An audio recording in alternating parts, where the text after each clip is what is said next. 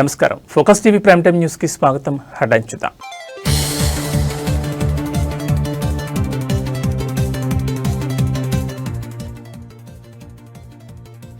Bharat Malaysia Navasakam కీలక అంశాలపై ప్రధానుల ఒప్పందాలు.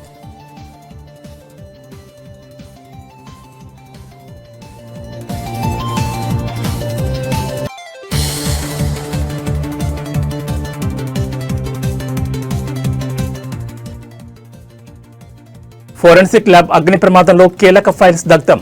ఎఫ్ఐఆర్ కాపీలో సంచలన విషయాలు.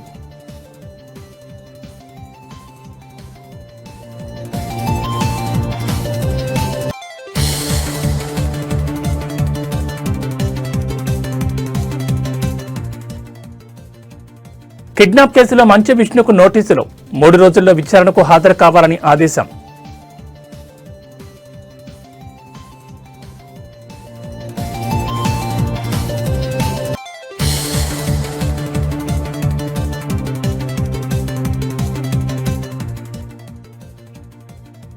నేటి నుంచి శ్రీశైలంలో మహాశివరాత్రి బ్రహ్మోత్సవాలు. భక్తుల రద్దీని దృష్టిలో పెట్టుకుని ప్రత్యేక ఏర్పాట్లు.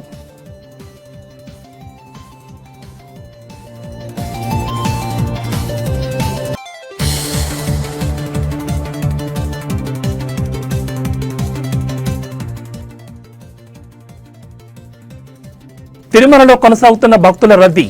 శ్రీవారి దర్శనానికి 18 గంటల సమయం.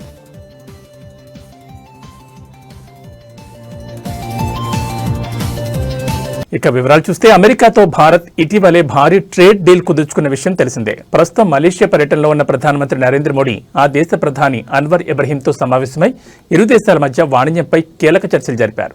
ఈ క్రమంలో 2 దేశాలు పలు ఒప్పందాలు కుదుర్చుకున్నాయి. ఇరు దేశాల ప్రధానులు కలిసి నిర్వహించిన ప్రెస్ మీట్లో కీలక విషయాలు వెల్లడించారు. మలేషియా ప్రధాని అన్వర్ మాట్లాడుతూ భారత్ మలేషియా దేశాల మధ్య సంబంధాలను మరింత ఉన్నత స్థాయికి తీసుకెళ్లడంలో ప్రస్తుత చర్చలు అత్యంత కీలకమని పేర్కొన్నారు. ఇరు దేశాల మధ్య దశాబ్దాల నాటి అనుబంధాన్ని ఆయన కొనియాడారు. భారత్ మలేషియా మధ్య 1957 నుంచే సుదీర్ఘ సంబంధాలున్నాయి. అయితే 2024లో ఈ బంధాన్ని సమగ్ర వ్యూహాత్మక భాగస్వామ్యం స్థాయికి పెంచుకున్నాం. లోతైన చారిత్రక సంబంధాలు, ప్రజల మధ్య ఉన్న పటిష్టమైన అనుబంధం, విస్తరిస్తున్న ఆర్థిక సహకారం మా బంధానికి మూలస్తంభాలని ఆయన తెలిపారు. భవిష్యత్తులో ఇరు దేశాలు అన్ని కీలక రంగాల్లో కలిసి పనిచేస్తాయని అన్వర్ ఇబ్రహీం స్పష్టం చేశారు. ఏఐ, డిజిటల్ టెక్నాలజీల్లో పరస్పర సహకారంపై ఒప్పందం కుదుర్చుకున్నట్లు వెల్లడించారు. मेरे मित्र प्रधानमंत्री जी, आपका हृदय से बहुत बहुत आभार व्यक्त करता हूँ। जिस प्रकार से मेरा और मेरे डेलीगेट का स्वागत किया गया और मैंने देखा है कि परंपराओं से हट करके एक प्रकार से मलेशिया के जीवन को आपने इन कुछ ही घंटों में बहुत बखूबी प्रस्तुत किया और इतने बढ़िया तरीके से चीजों को ऑर्गेनाइज किया, वो हमेशा हमें से याद रहने वाली है। और इसके लिए मैं हृदय से विशेष रूप से आभार व्यक्त करता हूँ। और एक मित्रता क्या होती है, मित्रता की ऊंचाई और गहराई क्या होती है, ये मैं पूरी तरह अनुभव कर रहा हूँ और इसके लिए मैं आपका बहुत बहुत आभारी हूँ। एक्सेलेंसी, ये मेरा सौभाग्य है कि प्रधानमंत्री के रूप में मुझे तीसरी बार मलेशिया आने का मौका मिला है और हमारी मित्रता ऐसी है कि आपके कार्यकाल में मुझे चौथी बार आपको मिलने का मौका मिल रहा है। ये भी अपने आप में हमारी गति और सक्रियता दिखाता है। बीते वर्षों में हमारे द्विपक्षीय संबंधों ने जो गति और गहराई प्राप्त की है, वो वास्तव में प्रेरणादायक है। इसमें आपके अमूल्य योगदान के लिए मैं हृदय से आपका धन्यवाद करता हूं। आज एग्रीकल्चर और मैन्युफैक्चरिंग जैसे क्लीन एनर्जी और सेमीकंडक्टर तक हर क्षेत्र में हमारा सहयोग गहरा रहा है।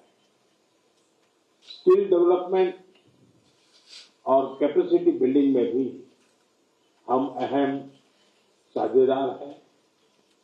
हमारा रक्षा और सुरक्षा सहयोग भी लगातार मजबूत हो रहा है। एक्सेलेंसी, आसियान की सफल अध्यक्षता के लिए आपको एक बार फिर से मैं बहुत बहुत बधाई देता हूं।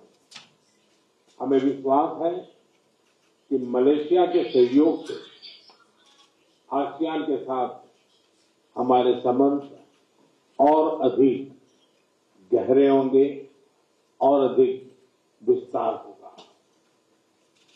एक्सेलेंसी, हमारे संबंधों की असली ताकत पीपल टू पीपल टाइज है। भारतीय मूल के लगभग 30 लाख मलेशियाई नागरिक हमारे देशों के बीच लिविंग ब्रिज है। कल आपके साथ मुझे डायस्पोरा से मिलने का भी अवसर मिला है। ये बहुत विशेष अनुभव था और मैंने देखा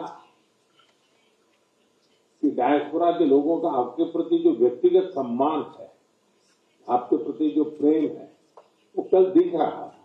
मैं फील कर रहा था, बड़ा गर्व हो रहा था मुझे।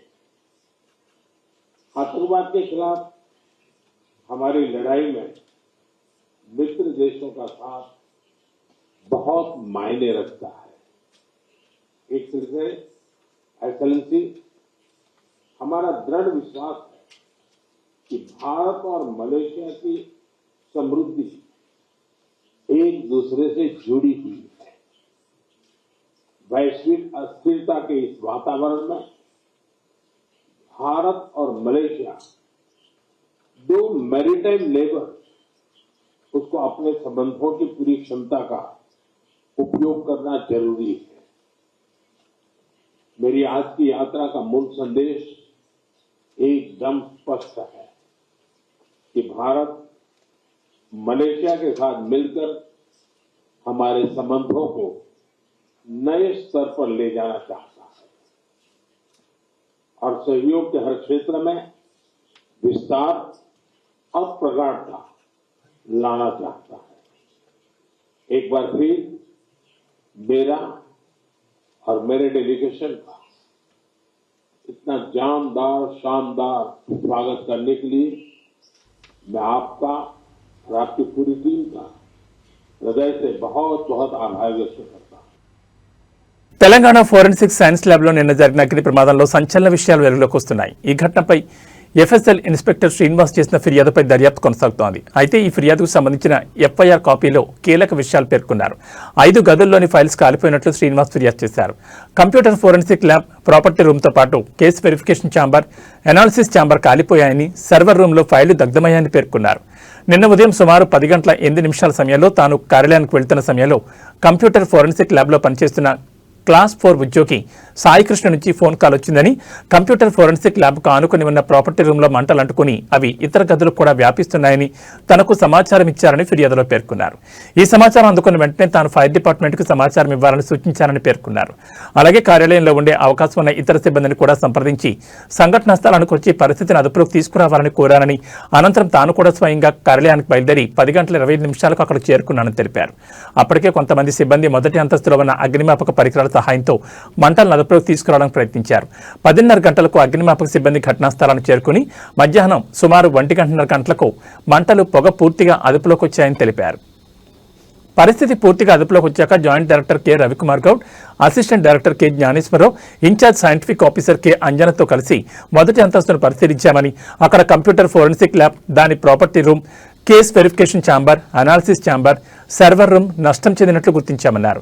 అదనంగా హెచ్ఆర్డి హాల్, మొదటి అంతస్తులో ఉన్న ఇతర గదులు, ఫర్నిచర్, పరికరాలు కూడా అగ్ని ప్రమాదంలో దెబ్బతిన్నట్లు గుర్తించామని ఫిర్యాదులో పేర్కొన్నారు. ఈ ఘటనలో ఎటువంటి ప్రాణ నష్టం లేదా గాయాలు సంభవించలేదని వెంటనే కేసు నమోదు చేసి దర్యాప్తు చేపట్టాల్సిందిగా కోరారు. ఈ ప్రమాదంపై ప్రస్తుతం క్లూస్ టీం రంగంలోకి దిగింది. ఘటనపై పూర్తి స్థాయిలో దర్యాప్తు చేపట్టింది.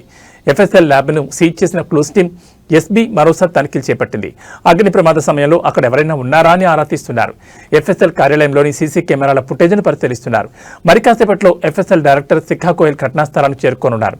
ఈ ప్రమాదంపై సోషల్ మీడియాలో రకరకాల ప్రచారం జరుగుతున్న నేపథ్యంలో ఆమె కీలక ప్రకటన చేయనున్నారు.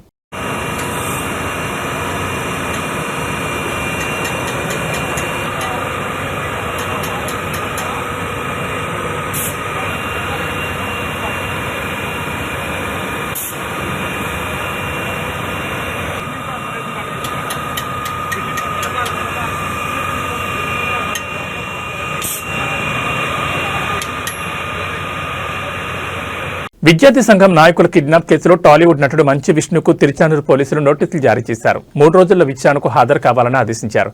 కాగా మంచు విష్ణు ఇప్పటికే ఫిక్స్ చేసుకున్న షూటింగ్ షెడ్యూల్ కారణంగా 15వ తేదీ తర్వాత విచారణకు వస్తానని చెప్పారు. ఇప్పటికే పీఆర్ఓ సతీష్ షహా మరో 13 మందిని పోలీసులు అరెస్ట్ చేశారు. అయితే మోహన్ బాబుకి ఇంకా నోటీసులు అందలేదని సమాచారం. ఇదిలా ఉంటే తిరుపతిలోని మోహన్ బాబు యూనివర్సిటీలో అధిక ఫీజులు వసూలు చేస్తున్నారని నిరసన తెలిపేందుకు వెళ్లిన ఎస్ఎఫ్ఐ నాయకులను అరెస్ట్ చేశారనే ఆరోపణలు వస్తున్నాయి. ఈ నేపథ్యంలో బాధితులు ఇచ్చిన ఫిర్యాదు మేరకు పోలీసులు కేసు నమోదు చేసుకుని విచారణ జరుపుతున్నారు. కిడ్నాప్ కేసులో ఎఫ్ఐఆర్ పీఆర్ఓ సతీష్ పేరు A1గా, మంచు విష్ణు పేరు A2గా చేర్చారు. అంతేకాకుండా మోహన్ బాబు పేరును A3గా చేర్చారు. బాధితుల ఫిర్యాదు మేరకు యాజమాన్యం ప్రోద్బలంతోనే కిడ్నాప్ జరిగినట్లు పోలీసులు అనుమానిస్తున్నారు. ఇప్పటికే తనపై నమోదైన ఎఫ్ఐఆర్ రద్దు చేయాలని మోహన్ బాబు ఏపీ హైకోర్టులో క్వాష్ పిటిషన్ దాఖలు చేశారు.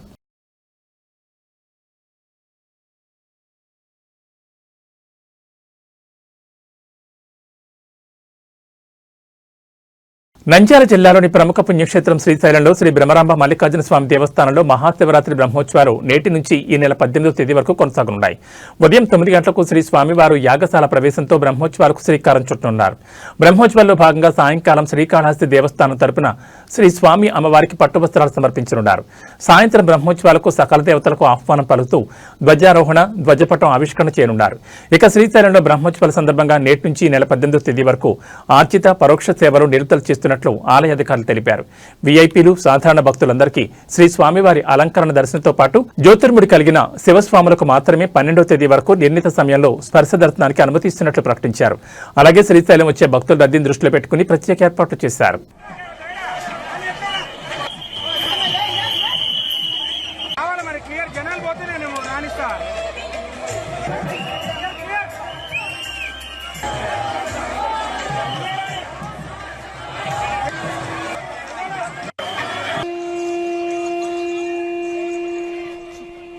రథోత్సవాన్ని వీక్షించడంతో సర్వపాపాలు, కష్టాలు తొలగి ఆయురారోగ్య ఐశ్వర్యాలు ప్రాప్తిస్తాయని భక్తుల నమ్మకం.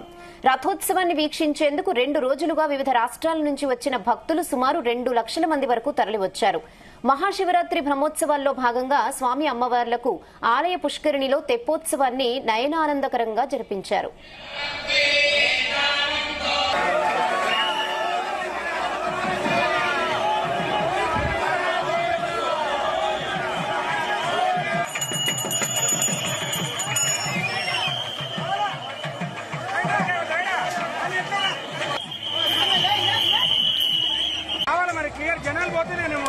బీఆర్ఎస్ వర్కింగ్ ప్రెసిడెంట్ కేటీఆర్ పై భువనగిరి ఎంపీ చామల కిరణ్ కుమార్ రెడ్డి తీవ్రస్థాయిలో విరుచుకుపడ్డారు. నాంపల్లి ఫోరెన్సిక్ ల్యాబ్లో జరిగిన అగ్ని ప్రమాదాన్ని ముఖ్యమంత్రి రేవంత్ రెడ్డికి ముడిపెట్టడాన్ని ఆయన ఖండించారు. ఈ ప్రమాదం వెనుక కేటీఆర్ హస్తం ఉందేమోనని అనుమానం వ్యక్తం చేశారు. గతంలో ఎస్ఐబీ ఆఫీసులో ఫైల్స్ ధ్వంసం చేసిన చరిత్రను గుర్తు చేశారు. ఓటమి భయంతోనే కేటీఆర్ చిల్లర ప్రచారం చేస్తున్నారని చామల ఎద్దేవా చేశారు. ఏ స్థాయికి దిగజారిన కేటీఆర్ నిన్న ఏదో అగ్ని ప్రమాదము ఫోరెన్సిక్ ల్యాబ్ లో జరిగితే రేవంత్ రెడ్డి గారి ఓటుకు నోటు కేసుకు ముడిపెట్టి మున్సిపల్ ఎన్నికల సమయంలో తెలంగాణ ప్రజలను పక్కదో పట్టించి మిమ్మల్ని మీరు చేసిన దరిద్ర పాలన మర్చిపోయి మీరు చెప్పే మాటలలో ప్రజలు పడిపోయి రేవంత్ రెడ్డి గారి మీద విష ప్రచారం చెల్లి మీకు ఓట్లు వస్తాయనుకోవడము ఎంత మూర్ఖత్వం ఇది. ఏం మాట్లాడుతున్నావో పొద్దున్న లేస్తే నిద్ర పట్టక ఇప్పుడు మున్సిపల్ ఎన్నికలలో కూడా ఈ చింతపండు ఇద్దని తెలిసిపోయి ఏదో అబాండాలు వేయాలని ఫోరెన్సిక్ ల్యాబ్ లో ఒకవేళ ఏదన్నా జరిగితే మీ టేపులు మీరు మాట్లాడిన మీ ఫోన్ ట్యాపింగ్ కు సంబంధించినవి అవన్నీ కూడా ఎవిడెన్స్లు ఉంటాయి అలా. ఇలా నాకేం డౌట్ వస్తుంది తెలుసా, నీ అంతా నువ్వు ముందే వచ్చి రేవంత్ రెడ్డి మీద అభియోగాలు వేసినావు అంటే అసలు నీకేమన్నా అస్తం ఉందా? ఎందుకంటే మన చరిత్ర మొన్ననే మీరు అధికారంలో పోతుర్రని తెలిసి డిసెంబర్ 4వ తారీఖు నాడు ఎప్పుడైతే కౌంటింగ్ జరిగి కౌంటింగ్ లో మనం ఓడిపోతున్నామని తెలిసిన నిమిషంలో స్పెషల్ ఇన్వెస్టిగేషన్ బ్రాంచ్ ల సీసీ కెమెరాలు బంద్ చేసి మొత్తం పలగొట్టి ఆ ఇజ్రాయెల్ నుంచి తెచ్చిన పరికరాలన్నీ పలగొట్టి పెగాసిస్ పరికరాలు మీరు ఫోన్ ట్యాపింగ్ చేసినాయి. డాక్యుమెంట్లన్నీ ఎవిడెన్స్ లేకుండా కాల్ చేసి మిగిలిన తీసుకొని మూసీ నదిలో పడేసిన చరిత్ర నీది. ఇవాళ ఏమైనా జరిగితే కలియుగ ప్రత్యక్ష దైవం తిరుమల శ్రీ వెంకటేశ్వర స్వామి వారిని నిత్యం వేలాది మంది భక్తులు దర్శించుకుంటారు. ఈ తరుణంలో తిరుమలలో భక్తుల రద్దీ కొనసాగుతోంది. ఈ క్రమంలో నేడు శ్రీవారి దర్శనానికి 15 నుంచి 18 గంటల సమయం పడుతోంది. తిరుమల శ్రీ వెంకటేశ్వర స్వామి వారి సర్వదర్శనం కోసం భక్తులు 31 కంపార్ట్మెంట్లో వేచి ఉన్నారు. తిరుమల భక్తులు ఎటువంటి ఇబ్బందులు పడకుండా అన్ని చర్యలు తీసుకుంటున్నామని టీటీడీ అధికారులు తెలిపారు. క్యూ లైన్లోని భక్తులకు శ్రీవారి సేవకుల ద్వారా అన్నప్రసాదం, పాలు, త్రాగునీరు అందిస్తున్నారు. నిన్న శ్రీవారిని 81,777 మంది భక్తులు దర్శించుకున్నారు. 30,209 మంది భక్తులు తలనీలాలు సమర్పించుకున్నారు. శ్రీవారి హుండీ ఆదాయం 3.70 కోట్లు వచ్చిందని టీటీడీ అధికారులు తెలిపారు.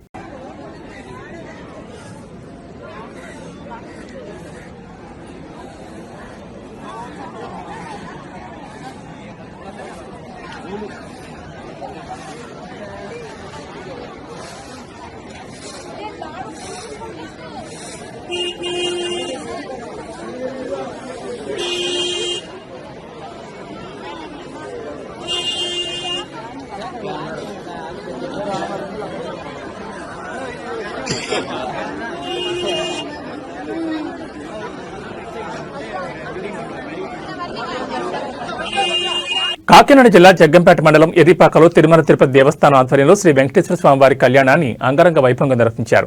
జగ్గంపేట ఎమ్మెల్యే టీటీడీ పాలక మండలి సభ్యులు జ్యోతుల నెహ్రూ ఆధ్వర్యంలో శివాలయ, వెంకటేశ్వర స్వామి ఆలయాల ప్రాంగణంలో 3 రోజుల కళ్యాణ మహోత్సవాలు నిర్వహిస్తున్నారు. తొలి రోజు శ్రీనివాస కళ్యాణాన్ని టీటీడీ పురోహితులు జరిపించారు. స్వామివార్లకు టీడీపీ కాకినాడ జిల్లా అధ్యక్షులు జ్యోతుల నవీన్ పట్టువస్త్రాలు అందించారు. ఈ కార్యక్రమంలో తిరుమల తిరుపతి దేవస్థానం చైర్మన్ బీఆర్ నాయుడు, కాకినాడ జిల్లా collector Shanmohan Sagili, SP Bindu Madhav, TTD పాలక మండలి సభ్యులు తదితర ప్రముఖులు పాల్గొని కళ్యాణాన్ని తిలకించారు.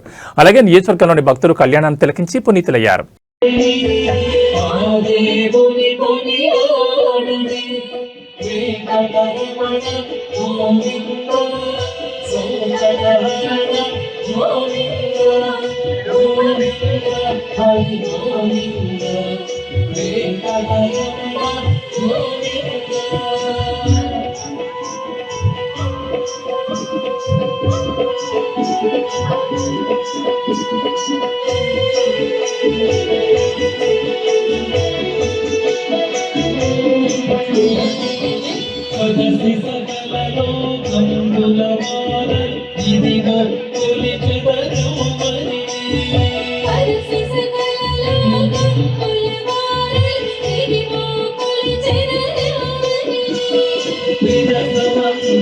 కోరిక నెరవేరాలని అందుకు ఈ ప్రాంగణానికి వచ్చినటువంటి భక్తులే కాకుండా పెద్దలే కాకుండా అందరూ సహాయ సహకారాలు కూడా అందించాలి అని చెప్పి నేను భావిస్తున్నాను. అది కూడా ఆ తిరుమల తిరుపతి వెంకటేశ్వరుడు అలాగే మరి శ్రీశైలం మల్లికార్జున స్వామి యొక్క ఆశీస్సులతోటి కోటిలింగ క్షేత్రంగా కూడా దీన్ని రూపుదిద్దుకోవడానికి వారి ఆశీస్సులు నాకు అందిస్తారని, అందరూ కూడా సహకరిస్తారని, మరి ఆ రకంగా నా జన్మ సార్థకం చేసుకోవాలనేటటువంటి ఒక దురాశతో ముందుకెళ్తున్నాను. దాన్ని ఖచ్చితంగా మరి ఆ స్వామివారు నెరవేరుస్తారని ఆశిస్తూ, ఏదైతే ఈరోజు టీటీడీ బోర్డు వారు తన హక్కులు చేర్చుకున్నారో శివకేశవుల ప్రాంగణాన్ని, దాన్ని గౌరవ టీటీడీ బోర్డు చైర్మన్ గారి చేతుల మీదుగా ఇప్పుడు నాకు ఆ పత్రాన్ని అందివలసిందిగా కూడా వినయపూర్వకంగా నేనే వేడుకుంటున్నాను. ఎందుకంటే తిరుపతి వెంకటేశ్వర స్వామి ఎంత నిబద్ధతతోటి భక్తుల్ని పరిరక్షించుకుంటారో అంతే నిబద్ధతతోటి తిరుపతి వెంకటేశ్వర స్వామిని పరిరక్షిస్తున్నటువంటి మొట్టమొదటి వ్యక్తి.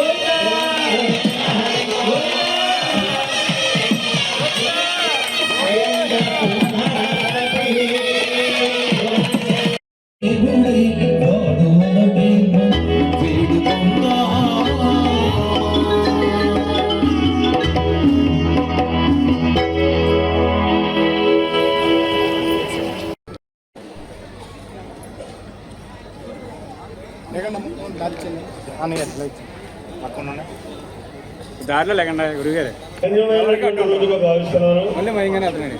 కలియుగ వెంకటేశ్వర స్వామి ప్రత్యక్షంగా నా గ్రామానికి వచ్చి ఈ శివకేశవుల ప్రాంగణంలో ఇవాళ మొట్టమొదటిసారిగా శ్రీనివాస కళ్యాణం జరిపించుకోవడం, దానికి మరి ప్రధాన కారకులు మా టీటీడీ బోర్డు చైర్మన్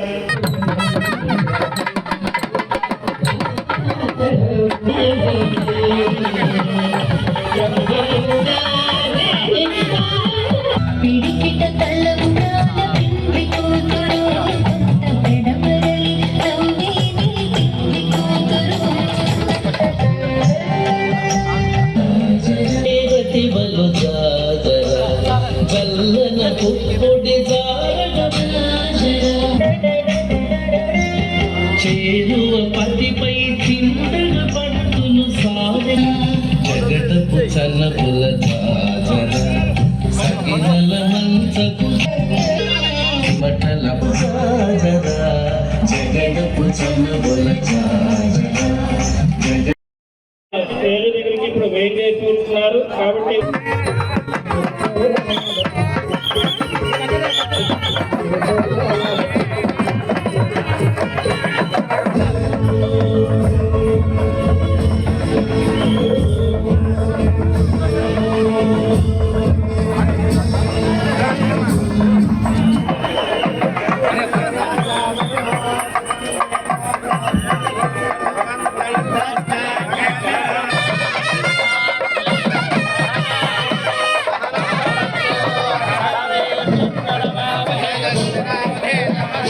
చిత్తూరు జిల్లాలో ఏనుగులు గత కొంతకాలంగా అడవిని దాటి జనాభాస్థల్లోకి రావడం పెరిగిపోయింది. తాజాగా ఇవాళ తెల్లవారుజామున చిత్తూరు నగరవాసులను గజరాజులు గజగజలాడించాయి. అడవులో ఉండాల్సిన ఏనుగులు ఏకంగా నగరం నడిబొడ్డును చేరుకోవడంతో స్థానికులు తీవ్ర భయాందోళనకు గురయ్యారు. ఏనుగులు అడవి మార్గం తప్పిపోయాయో లేక ఆహారం కోసం వెతుక్కుంటూ వచ్చాయో తెలియదు కానీ 2 ఏనుగులు నగరం మధ్యలోకి రావడంతో ఒక్కసారిగా భయానక పరిస్థితులు నెలకొన్నాయి. నగరంలోని అత్యంత రద్దీగా ఉండే సంతపేట ప్రాంతంలోకి 2 ఏనుగులు ప్రవేశించాయి. తెల్లవారుజామున వీధుల్లో ఏనుగులను చూసిన స్థానికులు షాక్ గురయ్యారు. సాధారణంగా పంట పొలాల్లో కనిపించే ఏనుగులు జనసంచారం అధికంగా ఉండే నగర వీధుల్లోకి రావడంతో ప్రజలు ప్రాణాలు అరచేతిలో పెట్టుకుని పరుగులు తీశారు. భయంతో పరుగు పరుగున ఇళ్ల పైకప్పులకెక్కేశారు. ఏనుగుల రాకపై సమాచారం అందుకున్న అటవీశాఖ అధికారులు వెంటనే రంగంలోకి దిగారు. వాటిని తిరిగి అడవిలోకి పంపేందుకు ప్రయత్నాలు ప్రారంభించారు. ఏనుగులకు ఎదురు వెళ్లొద్దని, సెల్ఫీలు లేదా ఫోటోల కోసం వాటిని ఇబ్బంది పెట్టొద్దని స్థానికులను హెచ్చరించారు.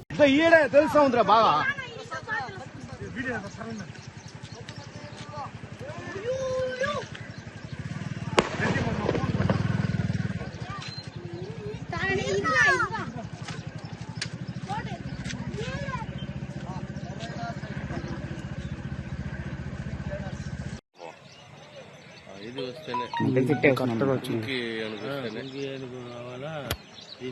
అంటే మీకు వెహికల్ ఆడ వరకు వచ్చే వెళ్ళిపోవాలి, ఫారెస్ట్ సైడ్ తీసుకెళ్ళిపోవాలి. ఒకసారి చూపించిపోయినా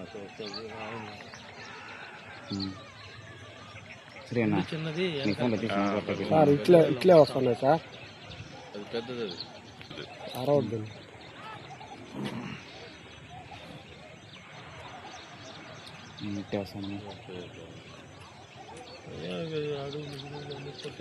నీళ్ళలో బాగా ఈత ఆడతారు. తిరుపతి జిల్లా పుత్తూరులో తీవ్ర విషాదం చోటు చేసుకుంది. ఆర్థిక సమస్యలు, కుటుంబ కలహాలతో మనస్తాపం చెందిన ఓ తల్లి తన 2 కన్నబిడ్డలకు ఉరివేసి ఆపై తాను ఆత్మహత్య చేసుకుంది.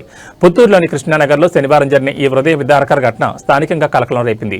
ఆత్మహత్యకు ముందు ఆ తల్లి రాసిన సూసైడ్ నోట్ ఆమె పడిన మానసిక వేదనను కళ్లకడుతోంది. పద్మ అనే మహిళ తన కుమార్తెలు తేజశ్రీ, లాస్యలను చంపి అనంతరం తాను బలవన్మరణానికి పాల్పడింది. నిన్న సాయంత్రం భర్త శివశంకర్ ఇంటికి వచ్చి చూడగా ఈ దారుణం వెలుగులోకి వచ్చింది. పద్మ, శివశంకర్ డిగ్రీ చదివే రోజుల నుంచి ప్రేమించుకుని 2019లో పెద్దలు నిద్రించి వివాహం చేసుకున్నారు.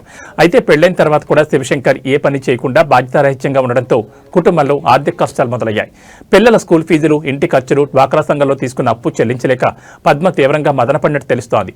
ఈ విషయమై శనివారం భర్తకు ఫోన్ చేయగా డబ్బులు సర్దుబాటు కాలేదని చెప్పడంతో ఆమె తీవ్ర మనస్తాపానికి గురైంది.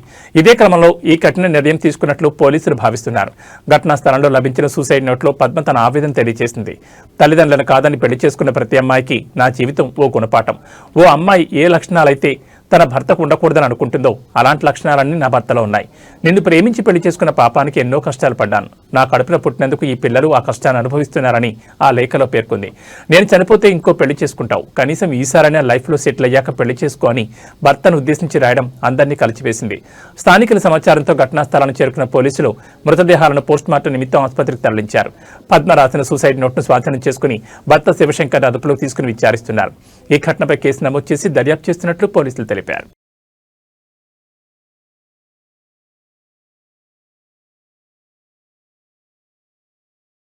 ఏబీ బులెటిన్ విశేషాలు. నమస్కారం.